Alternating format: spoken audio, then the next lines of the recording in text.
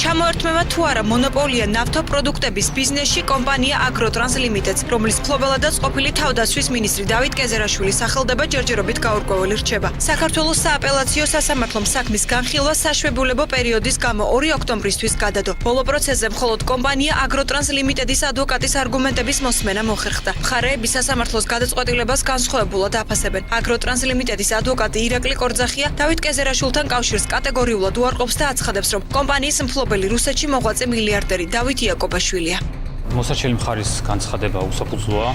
ის მან გააკეთა არაერთი განცხადება მას მედიით, რომელთაც მას სურს გარკვეული ზეგავლენის მოხდენა სასამართლოზე, ჩემი აზრით არაეთიკურია, რადგან კომპანიას უკავშირებს Agrotrans-ი ვითომ და დავით კეზერაშვილის საკუთრებაში, რაც სიმართლეს არ შეესაბამება, არანაირი კავშირი დავით კეზერაშვილს არ გააჩნია Agrotrans-თან, ის დავით იაკობაშვილის საკუთრებაშია. ხარი ყველანაირად ცდილობს თავი აარიდოს და დაუსწრეს იმ გარემოებას, რომ ის არის მონოპოლისტი.